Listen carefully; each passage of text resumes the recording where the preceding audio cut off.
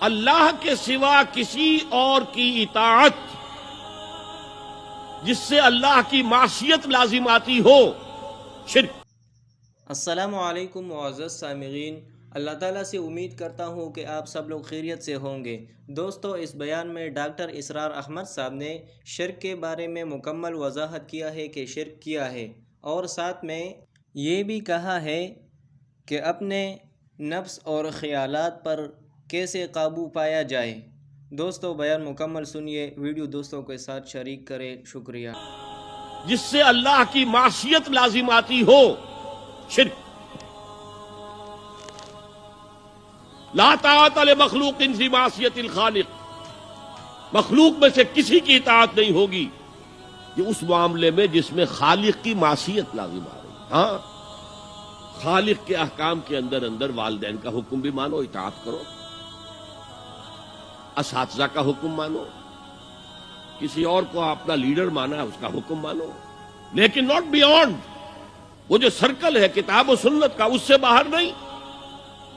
لا طاعت لمخلوق فی معصیت الخالق، یہ آپ الجبرے کے فارمولے کے طور پر اپنے سامنے رکھیے۔ اب اسے اپلائی کیجئے، جیسے فارمولوں کے ذریعے سے پھر بڑے بڑے وہ سم جو ہے وہ حل کیے جاتے تھے سوالات۔ صبح کا وقت ہے، آنکھ بھی کھلی ہے، کوئی اذان کی آواز بھی کان میں آئی ہے، آپ کا نفس کہتا ہے ابھی سو جی۔ آپ نے اپنی چادر یا کمبل کو درست کیا اور کروٹ لی اور سو گئے۔ یہ کیا ہے؟ آپ نے کس کا حکم پیچھے پھینکا اور کس کا حکم مانا؟ اللہ کے حکم کو پیچھے پھینک دیا، نفس کے حکم کو آگے رکھ۔ یہ شرک، اس شرک کو جاننے والے بہت کم ہیں۔ مولانا روم نے خوب کہا تھا، نفس ماں ہم کم ترس فرعون نیست لیکن اورعون ایراعون نیست۔ میرا نفس بھی فرعون سے کم نہیں ہے۔ فرعون نے کہا تھا نا، الیس لی ملک مصر وہذہ الانہار تجری من تحتی، کیا اس ملک کے مصر کی حکومت میری نہیں ہے؟ اور سارا جو یہ آپ پاشی کا نظام ہے، انہار کا نظام ہے، وہ میرے کنٹرول میں نہیں ہے؟ جس کا چاہوں موگا کھلا رکھوں، جس کا چاہوں بند کر دوں۔ یہ تھا خدائی کا دعویٰ، انا ربکم الاعلی۔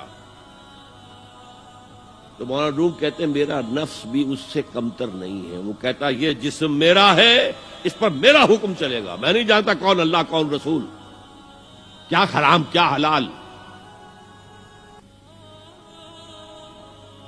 تو فرعون سے کم تو نہیں ہے میرا نفس، لیکن اورعون اس کی بہت مدد تھی، فوج تھی، لاؤ لشکر تھا، تو اس نے زبان سے بھی کہہ دیا کھل کر انا ربکم الاعلی۔ میں مسکین ہوں، غریب ہوں، میرے پاس کوئی طاقت نہیں ہے، میں زبان سے تو کچھ نہیں کہہ سکتا، اندر سے میرا نفس یہی کہتا۔ یہ نفس کی حکومت قرآن کہتا ہے، میں حیران ہوتا ہوں۔ دو جگہ یہ مضمون آیا ہے، ارأیت من اتخذ الہہ ہواہ افانت تکون علیہ وکیلا۔ اے نبی، تم نے دیکھا اس شخص کو، اس کے حال پر غور کیا جس نے اپنی خواہش نفس کو اپنا الہ بنا لیا ہے۔ اللہ اکبر، الہ، لا الہ الا اللہ، کلمہ توحید کا مرکزی لفظ یہاں آ رہا ہے، من اتخذ الہہ ہواہ، جس نے اپنی خواہش نفس کو اپنا معبود بنا لیا، الہ بنا لیا۔ افانت تکون علیہ وکیلا، کیا آپ ایسے شخص کی کوئی ذمہ داری لے سکتے ہیں؟ سود حرام ہوا کرے جی، حرام ورام،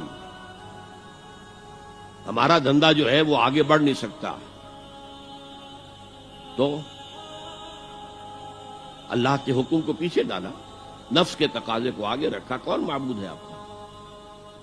نام عبداللہ رکھیے، نام عبد الرحمن رکھیے، ہے عبد النفس، نفس کے بندے، نفس کے غلام۔ یہ میں نے یوں سمجھیے کہ جیسے میں نے ہجرت اور جہاد کی ڈیفینیشنز کی تھی۔ ہجرت کا بیس کیا ہے؟ پوچھا گیا ایو الہجرت افضل یا رسول اللہ، اے اللہ کے رسول بتائیے سب سے اعلیٰ ہجرت کون سی ہے، افضل؟ فرمایا ان تہجر ما کرہ ربک، ہر اس چیز کو چھوڑ دو جو تمہارے رب کو پسند نہیں۔ آج رات ہی سے آپ ہجرت شروع کر سکتے ہیں۔ جائزہ لیجئے کیا کیا چیزیں میری زندگی میں خلاف شریعت ہیں، جو اللہ کو ناپسند ہے، فیصلہ کیجئے کہ آج کے بعد نہیں ہوگی، ہجرت شروع ہو گئی۔ افضل الہجرہ، سب سے افضل ہجرت شروع ہو گئی۔